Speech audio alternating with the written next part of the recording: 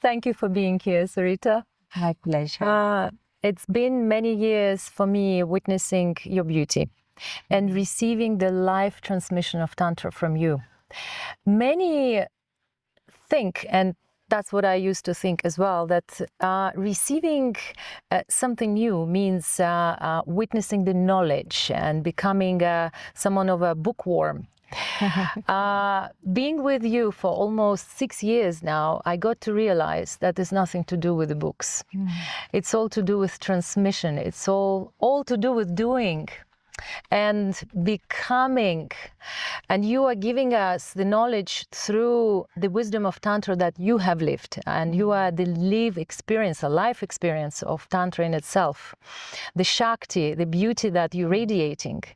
Tantra has becoming more and more popular. And I wonder, why do you think so? And how does that affect or maybe reflect on the school? Because your school has been growing massively.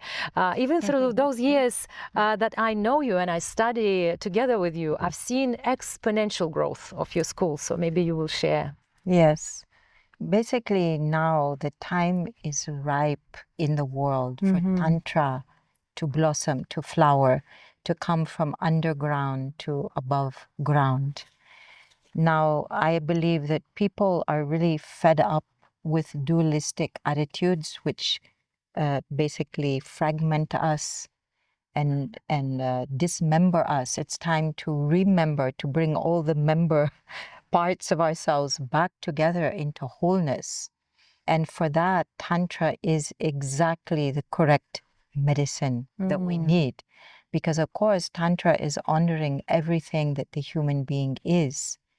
And simply saying that every life experienced can be a portal into expanded consciousness. If we just create a meditation out of whatever that life experience is, we will start flowering, opening, blossoming our consciousness, expanding our capacity to love.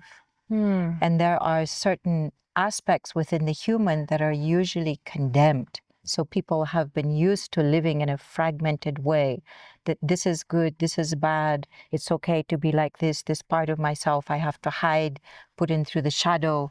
Now people are fed up with that. They want to live a holistic life where all parts are owned and we come back into a state of wholeness, not only with ourselves, but also with the natural world and with other human beings. And so it is a blessed time that we're in right now, where we're seeing the resurgence of Tantra. Yes, I suppose what reminds me of that is a human being becomes their own emperor and empress with the age of technology. Everybody thinks I am now knowing what I'm doing, but at the same time knowing less and less with the amount of knowledge, but having this innate yearning to feel that way. And that's where Tantra steps in, right?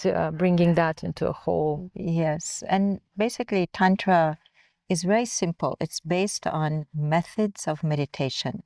Now, these meditations might be active, they might be silent, they may utilize the senses or chakras, kundalini energy, and we simply need to bring witnessing consciousness together with a loving presence into whatever that life experience is.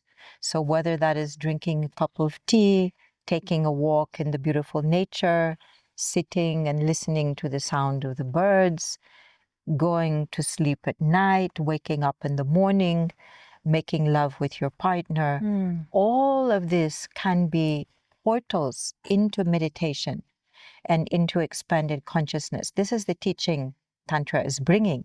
Now, of course, we all know Tantra has been hugely misunderstood down the centuries, and because of repressive ideologies, belief systems, so it was misinterpreted by scholars of those days, like, for example, Victorian British scholars when Britain was occupying India. And so scholars were researching what is this Tantra all about, looking into scriptures. And they saw that, yes, there are some components where sexuality can also become part of a ritualistic endeavor where couples can do meditations together. So they dubbed it the cult of sex because they were puritanical, very uptight, and anything that was hinting at any kind of sexual energy was labeled as bad. It was the whole Christian conditioning that was coming into play. And so then Tantra received that label of the cult of sex, and it's still suffering under that same label, even though the label was a misconception in the first place, because they simply couldn't understand the whole point of Tantra. What is it all about? And I know that you're aware of that beautiful saying in Tantra, no mud, no lotus. If the lotus of consciousness doesn't have its nourishment from the mud, it cannot flower into its fullest glorious potential. And of course, the mud represents our instinctual nature, our sexuality, our instincts. Those are the mud of our being, the rich mud full of nutrients. And now in that mud, you grow your lotus of consciousness. And as it flowers, it's opening into what we could call the cosmic orgasm. You have a deep realization that I am one with all of life and with the universe itself in a full-bodied ecstasy. I guess that brings me to a question. Why so many, and I'm witnessing as I teach groups and I teach privately lately so much, there is a tendency of people to get stuck in that mud because it's so chaotic and it's so dangerous and it's so traumatic in many ways that people don't know how to go higher. To the point that they even stop because they don't even know where they're going in the first place. So why do you think it's such a division still between that lower and higher? And there are even some schools, right, of Tantra that don't even go to the lower chakras, shall I say. This happens because, one, people are afraid of the mud. They're very afraid that they will get entangled and not be able to come out again. So then their tendency would be, okay, let's just bypass that mud. Now, authentic Tantra will say, go into the mud with awareness. This is the difference that makes all the difference. So create a meditative awareness there inside of the mud. And that's what will transform it into its divine potential, because the potential of everything in life is divine. It's just that we don't know how to go into it. So we get scared. There's another saying in Tantra that I like very much, that walking the path of Tantra as a couple is the fastest path to enlightenment. But it is like walking on the razor's edge. And we all know, yes, this is exactly true, because any moment we can fall into a quagmire of emotional upheaval, of projections, of passions that feel like they're going to consume us. So this is the situation. This is the human nature. And the art of Tantra is bring a witnessing consciousness right there into that passion. And let it start unveiling its incredible divine potential. Remember the saying that walking the path of Tantra as a couple is the fastest path to enlightenment, but like walking on a razor's edge. So that needs guidance by a master, somebody who's walked the path, who understands all the pitfalls, who can help you move through and direct you in a way that's appropriate to practice sadhana. There's so many different tantric meditations which are possible. And so each person may need their own unique set of practices. Now, I'm also teaching the Vigyan Bhairav Tantra. And as you know, in the Vigyan Bhairav Tantra, there are 112 methods of meditation. And these meditations are encompassing every aspect of life experience. It's just a very profound exploration to go on that journey.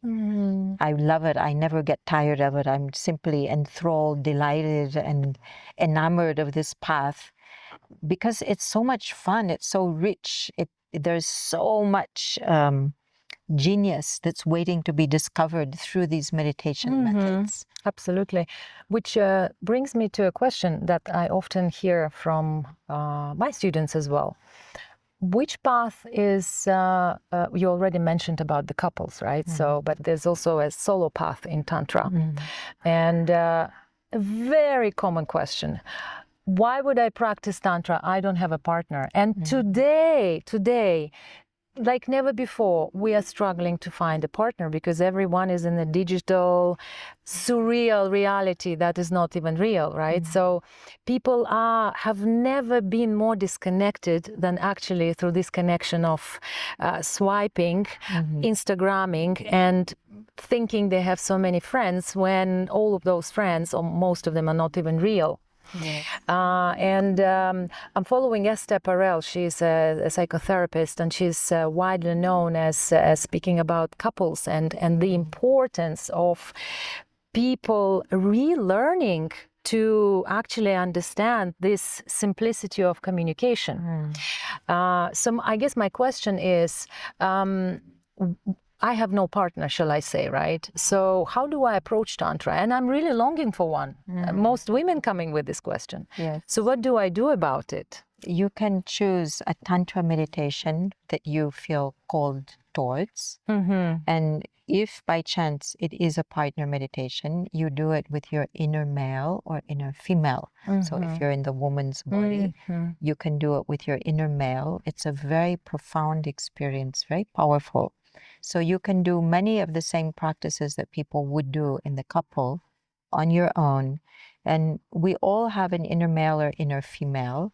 The outer male or female is usually a mirror of who that inner male or female is. Now, many people, they have issues to resolve with their inner male, inner female, usually all around projections coming from childhood, like the man is representing the father or the woman is representing the mother, and there's issues to work through. And so people find themselves reproducing similar actions that they saw their parents going through in childhood. And then they want to sincerely jump out of that behavior, but they don't know how. Now, of course, in Tantra, we also work with emotions, conscious emotional fluidity. So there are many practices that if you feel you're getting stuck and stagnated around some behavioral pattern and you recognize, oh my God, I'm repeating the same thing as my mother and father, you can do meditations that involve emotional fluidity, breath, movement, sound, moving energy through your body, releasing it, and moving to a higher level of order where things like literally shift. And then you will call towards you persons that are aligned with that shift also. Now, it is true that the digital age is having a tremendously bizarre impact on human beings. I remember when I was a child, television was just coming into being, like people were just buying televisions, putting in their homes. My father said, we will not buy a television. And we were saying, why? All the neighbors have it. Why we can't? And he simply said something very profound. It's an idiot box. If you watch it, you will turn into an idiot. This was about television in those days. Now it's gone much further. So everybody has their private television with them all the time, and it's freely available to help persons turn into idiots more quickly.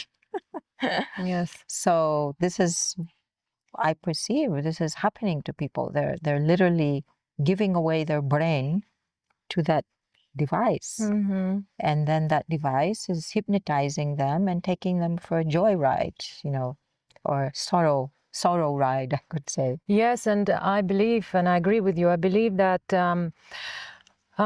everyone is really longing for freedom, liberation, right? We have this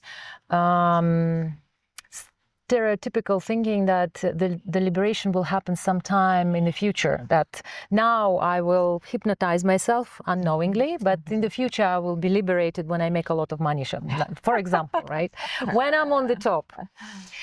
So I suppose where it leads us to is again and again, meditation and witnessing brings the consciousness to the surface, that we get to see who we really are today without this hypnosis that is happening through social media, right? And that's exactly where liberation starts, right? So you've been teaching since 1990, right? Yes. 1990. It's profound. And I've been on the Tantra path since 1973. Wow, with Osho, of course, and you've seen some incredible human beings since then.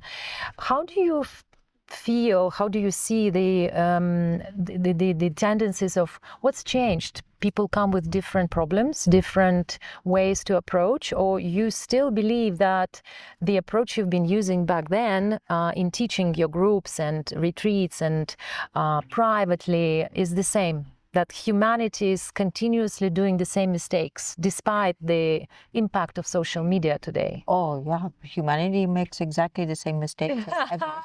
As ever. Since thousands of years. Even if you read Buddha and some of the comments he's making, it's apparent that back then they were also making the same mistakes. Right, right. Because it's human nature to fall on our ass, to then learn the lesson, pick ourselves up, keep on moving on. There is a special culture that existed in the past, which is called the Iroquois people. There's a very beautiful book called The Walking People that is their oral history written down, because the woman who wrote it didn't have any successor for the oral history, so she wrote down this oral history. And the point I want to make about this is that throughout that 40,000 years of oral history, they didn't repeat the same mistake twice, because as a whole culture, they learned from their mistakes and they moved on. And they didn't have to repeat it because every successive generation was receiving the whole oral tradition history, which they would get through osmosis, because it was being enacted, not just read in a book. Right. It was being enacted, so they were getting it viscerally inside. And so those people, they became the peacekeepers of the whole, all the Indian nations, because they had evolved so much. They evolved beyond war because of that tremendous learning.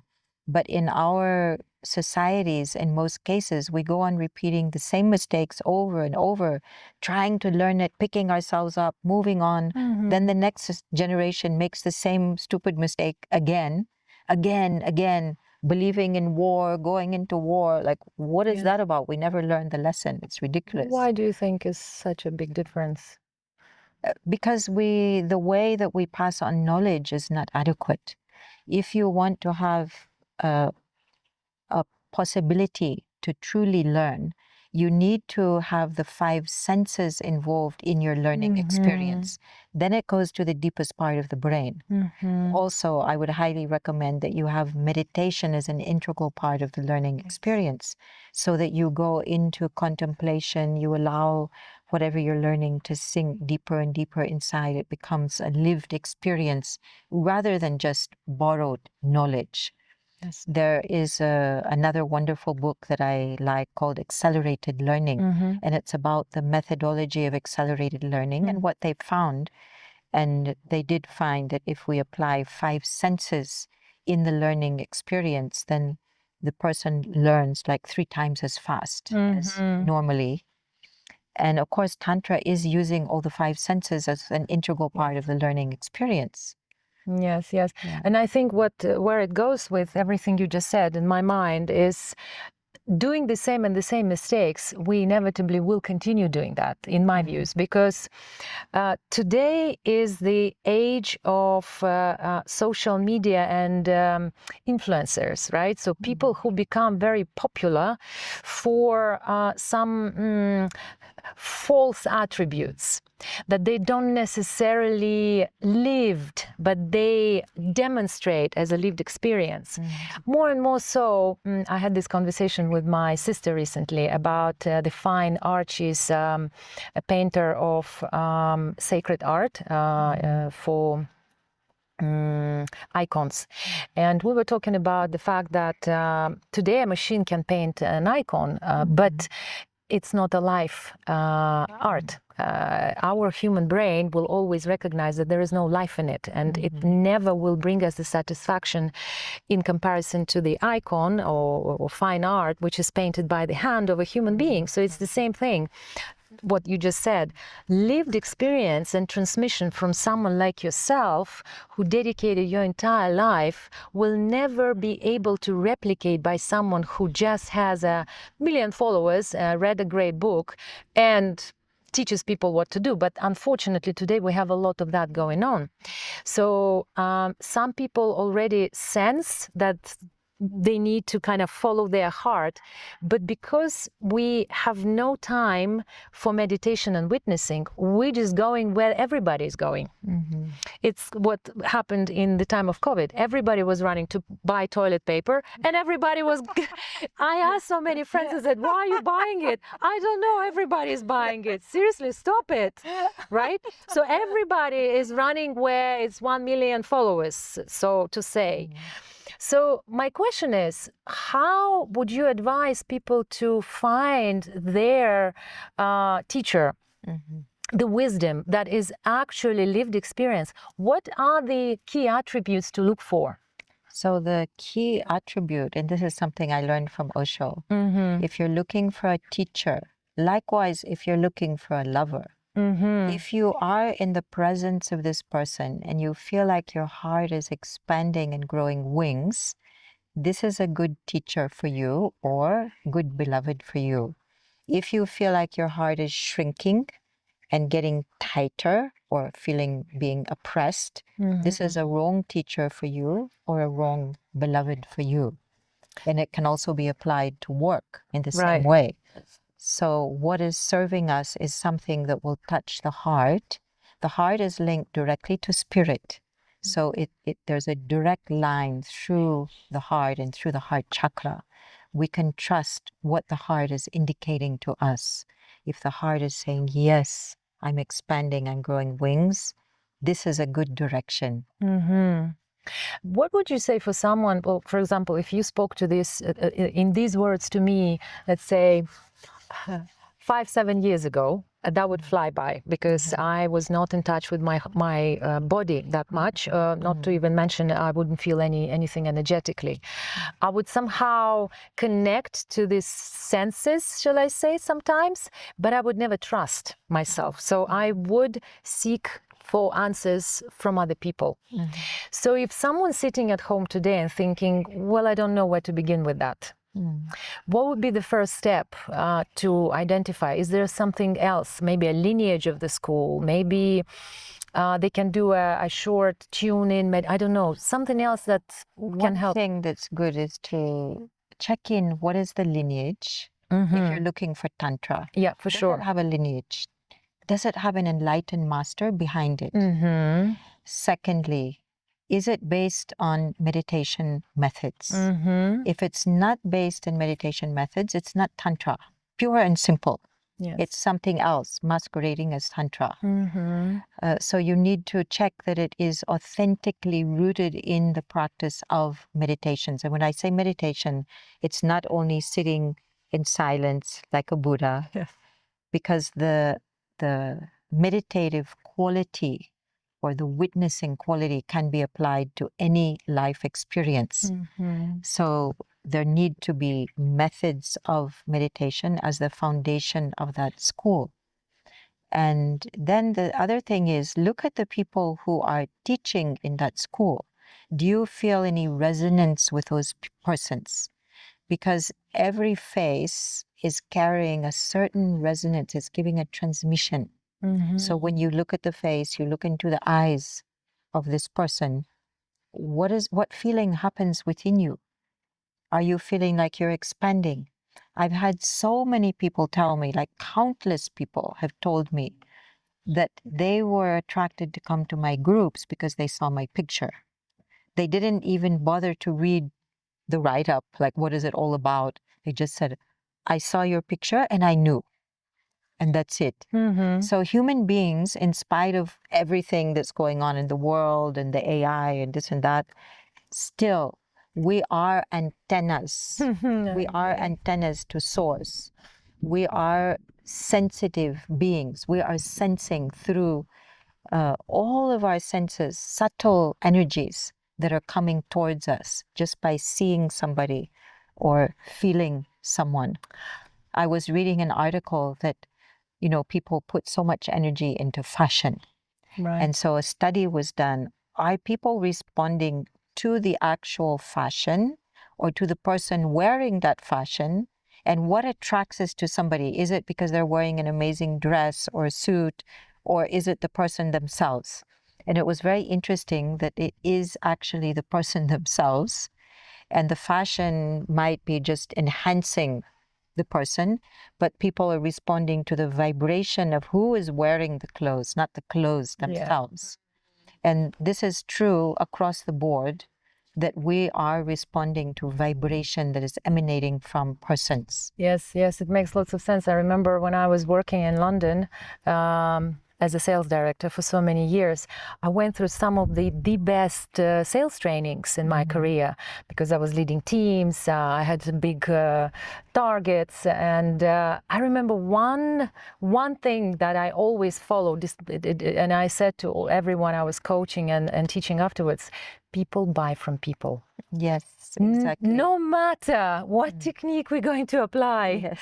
people always, which leads to another fact that today, and I was approached recently as well by someone who is creating video content with the AI. It's more and more so, right? They replicate people on social media. That it's going to be a huge disillusion again. Like, who will connect with that person? How is this a future or not? I suppose. I don't know. I guess it's to the new generation to decide, because I believe and I feel, because some of the younger people coming to some of my groups are very lost. They don't even know how to connect anymore. Even the touch is quite unusual.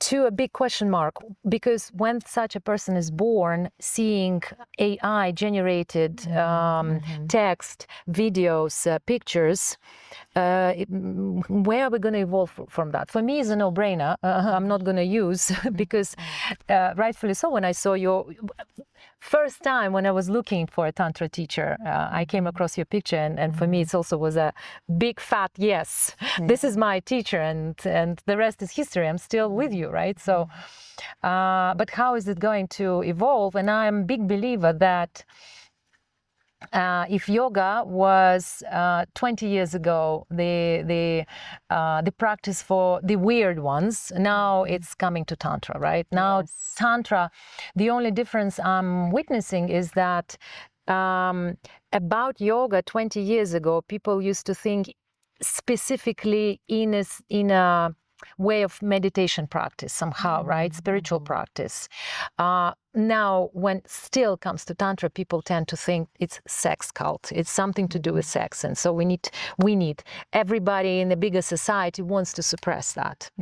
So I'm seeing in my groups a lot of yogis recently, and I know you've been also expanding into this direction.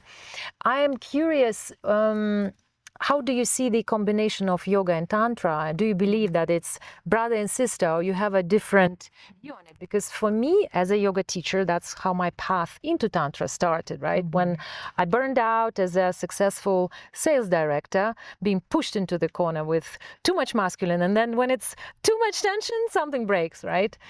So I found a path through yoga, but again, yoga asana is quite masculine, so I needed to find more of a breath and the wild Shakti in me. So she was longing for being seen, and that's when Tantra came along. Yes. So, but I still believe firmly that yoga asana is a preparation for Tantra. It's almost like brings this consciousness as a pillar of light so clearly seen that when I'm practicing Tantra, this wildness, using methods, of course, but the methods sometimes can unwind something so wild that only my inner yogi can hold her, basically. I wonder, what do you think about this? Very good insight. Yes. I'd like to speak about a really powerful tantric master. His name was Goraknath. He was a great yogi and a great tantric. In fact, he was behind the creation of Hatha Yoga. And yoga was being used to prepare those practitioners for Tantra also. At one time, Tantra, Yoga, Ayurveda were parts of one tree of life. The tree of life that helps us to live sanely, fulfilled, in love, in consciousness. It's a holistic approach to life, which takes into consideration our physical health, our spiritual well-being, our awareness in everyday living, and helps us to access our enlightenment as well. And yet doesn't deny pleasure, because pleasure is a very important part of human life. So this holistic vision of life is called Sanatanam Dharma. It's not a set of fixed belief. It's not a religion. It's a way of life which is completely holistic. I'm very much into Ayurveda also. I do regular Ayurveda Panchakarma, which is like a full reset in terms of health and also in terms of emotions and our spiritual being. I love yoga as well, so I do practice yoga. And I love Tantra, and they all weave together so perfectly. Now, another aspect of this Sanatanam Dharma, which is really interesting, is Vastu. So this is conscious architecture and how we construct spaces where we live, and bringing in what nature is providing, which is a complete harmonic way of being, and applying that into our homes and how we create building spaces. And it literally can help a person to dissolve karmic influences and live more in tune with source energy. I guess, what was my question? So when it comes to yoga and Tantra as a holistic approach, what you just mentioned, as a yogi myself, I've recently discovered that something is growing in me in the terms, how can we bridge this gap between people who come to Tantra as a witness to my classes, to retreats, and working with you for so many years, and trainings, the profound trainings that you offer at the Tantra Essence School, somehow, sometimes still find a person needs to take the whole month out of their schedule to study, right? And I think the profound difference with your school from any other school out there, in my views, is that your school is offering the transmission of Tantra, right? So it's not just coming to for a month, shall I say, and then with this diploma, you're already a Tantra teacher, right? The path just begins. So for anyone who wants to join, I highly recommend, because this path is a path of personal transformation, where myself as a teacher, I'm also finally becoming a transmission of Tantra path. But what I'm witnessing more and more, people are running faster and faster and faster with the amount of information out there. And there's more and more of scarcity mindset, that I have to learn something quicker and I have to fix myself faster. So what comes to my mind, and I've just been teaching a Tantra Yoga professional training a couple of weeks ago, which was a 7-day upgrade program for yogis.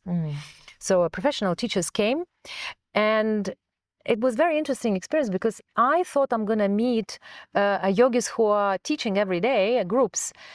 80% of the group was people coming for their personal sadhana, for their personal experience, but they wanted a short dive in, shall I say, which brought me to a thought, an inspiration. How can we bring more Tantra into every yoga school out there?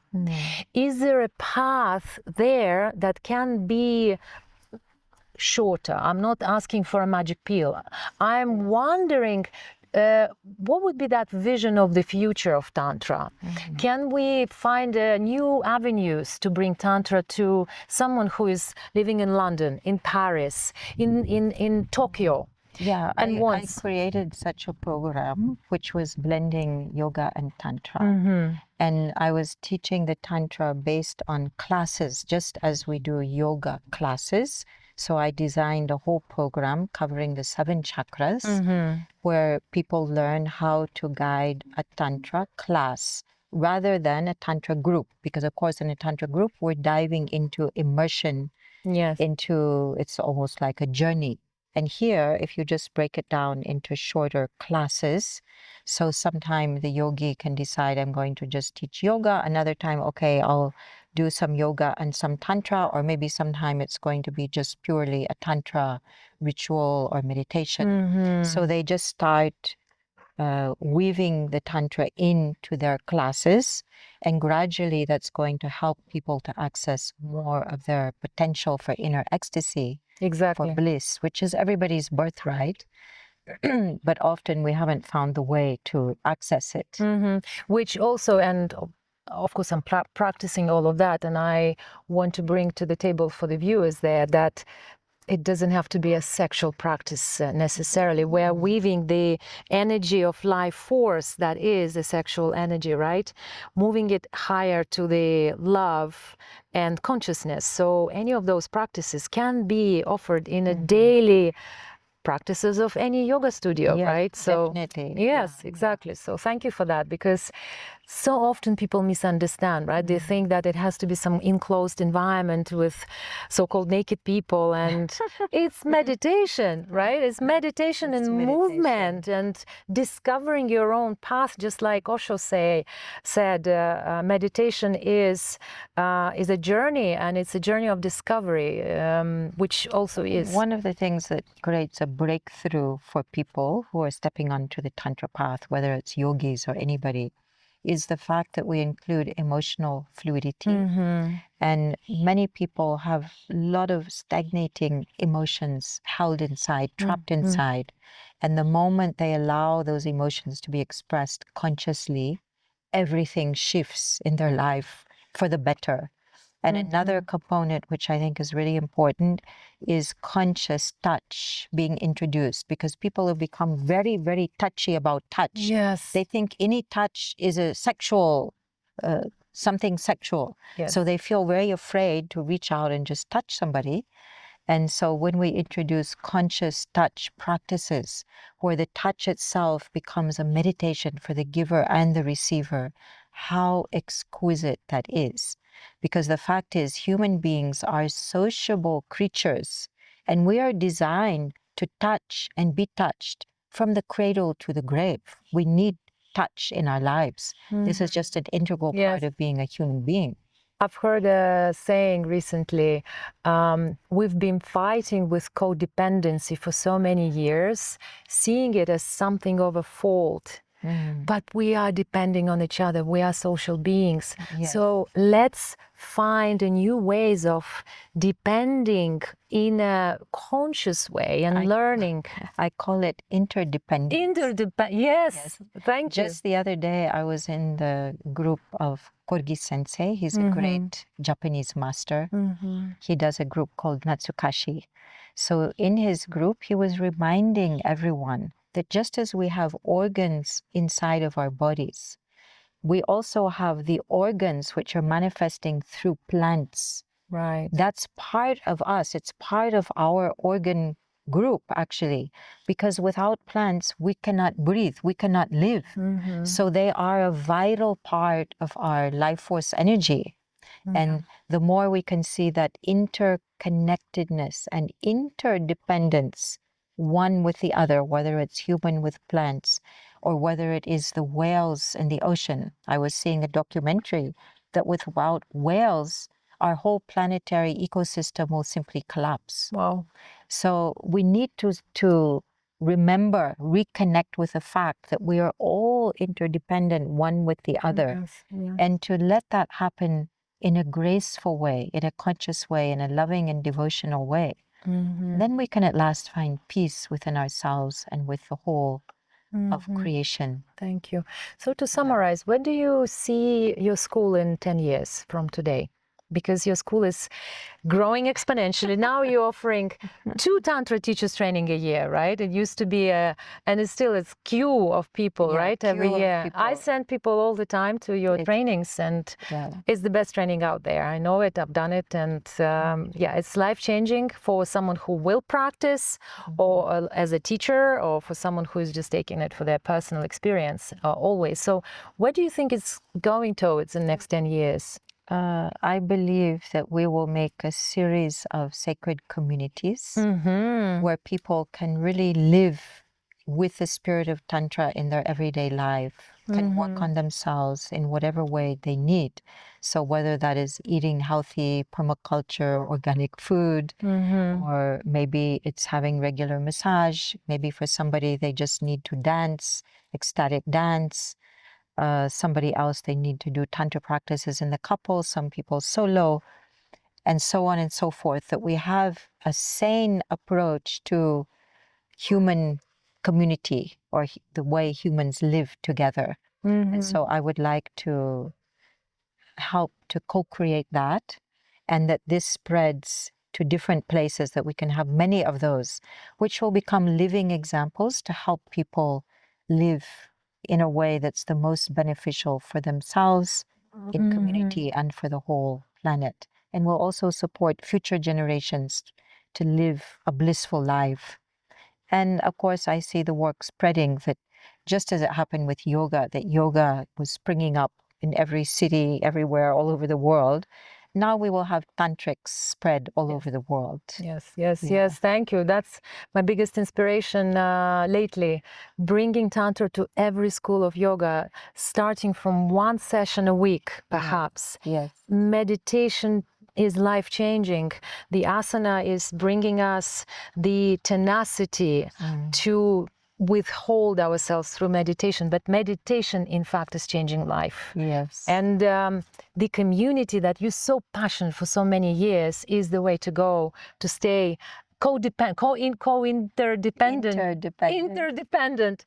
And so it is, and I am looking forward for more communities, and I know you're so passionate about it. Thank you so much for your time. Looking forward for more. Blessings. Thank you.